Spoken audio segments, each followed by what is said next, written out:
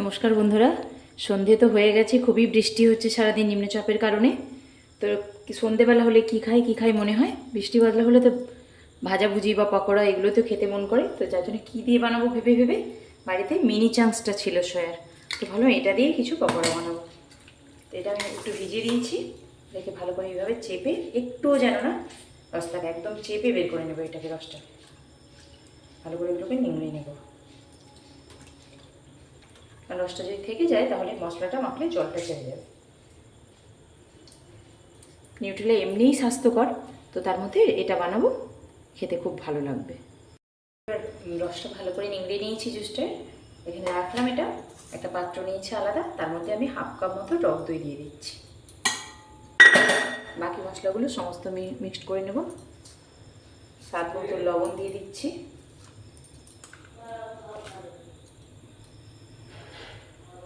স্বাদ মতো লঙ্কার পাউডার দিয়ে দিচ্ছি। কারণ পকোড়া মানে একটু ঝাল ঝাল হলেই ভালো লাগে খেতে। কালারের জন্য অল্প একটু হলুদ পাউডার,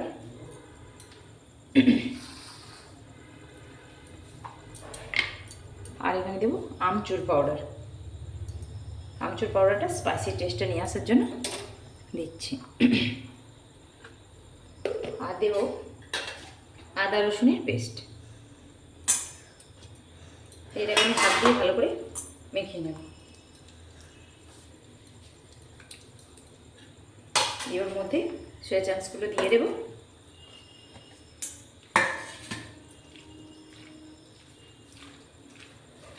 এটা খুব সহজেই বাড়িতে থাকা সমস্ত জিনিস দিয়ে হয়ে যাবে। এটা চাইলে নিরামিষও বানাতে পারেন, আবার আদা পেঁয়াজ রসুন দিয়েও বানাতে পারেন, আদা রসুনটা অ্যাড করতে পারেন।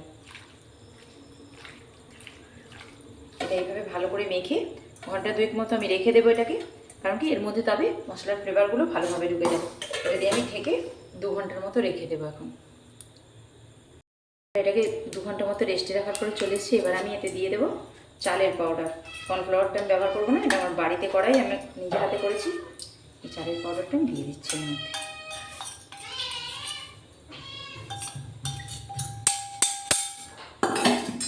দিয়ে এটা দিয়ে ভালো করে আমি আরও একবার মেখে নেব।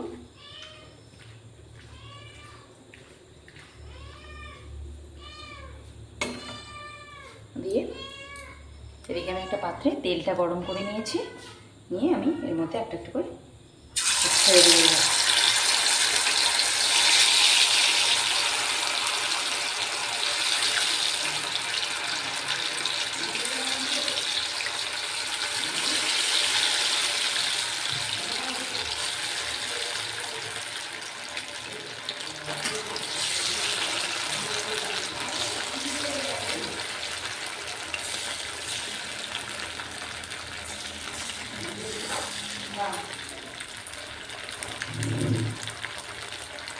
বন্ধুরা আমি তেলের মধ্যে এগুলো দিয়ে দিয়েছি, এগুলো ভালো করে মুচমুচে করে লাল লাল করে ভেজে নেব। তো দেখো এগুলো খুব সুন্দর লাল লাল হয়ে একদম মুচমুচে হয়ে ভাজা হয়ে গেছে। এগুলো আমি তুলে নেবো আস্তে আস্তে। এবারে আওয়াজটা শুনে বুঝতে পারছেন কত সুন্দর একবার কুড়মুড়ে হয়ে গেছে পুরো।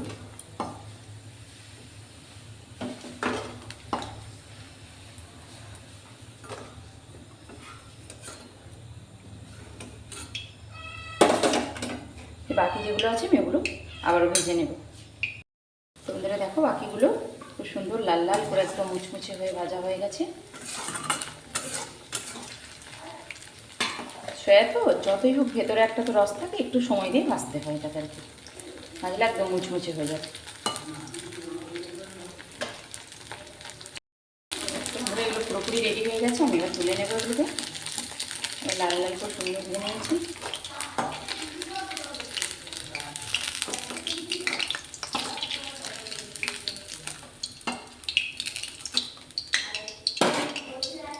এইভাবে সুন্দর একদম লাল লাল মুচমুচে হয়ে ভাজা হয়ে গেছে।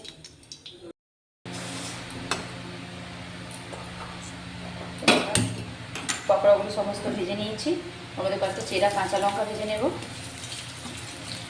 একটু ঝাল ঝাল খেতে ভালো লাগবে।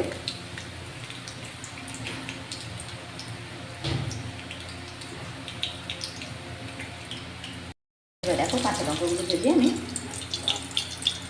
সার্ভিং প্লেটের ওপরে দিয়ে দেবো।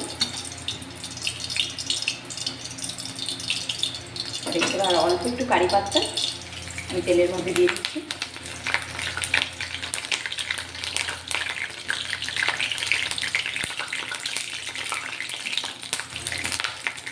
এটা ভালো একটা ফ্লেভার নিয়ে আসবে।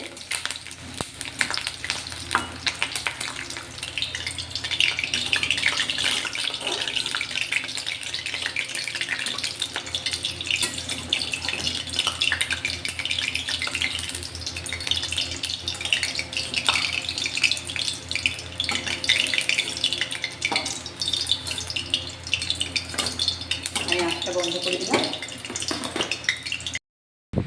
তো বন্ধুরা দেখো, সয়াবিনের পকোড়াটা পুরোপুরি রেডি করে নিয়েছি।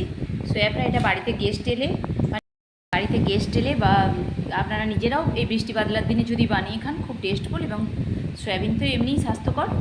তো এইভাবে খেলে, আমি কারি পাতাটা দিয়েছি একটা আলাদা ফ্লেভার নিয়ে আসবে, আর লঙ্কাটার জন্য একটু ঝাল ঝাল থাকবে। সস দিয়েছি, টমেটো কেচাপ বা আপনারা টক দইয়ের যদি রায়তা বানিয়েও খেতে পারেন, ভালো লাগবে এটা খেতে। চলো বন্ধুরা, সন্ধ্যের হালকা খিদে মেটানো স্ন্যাক্স খেয়ে নিই, তোমরাও বানিয়ে ফেলো।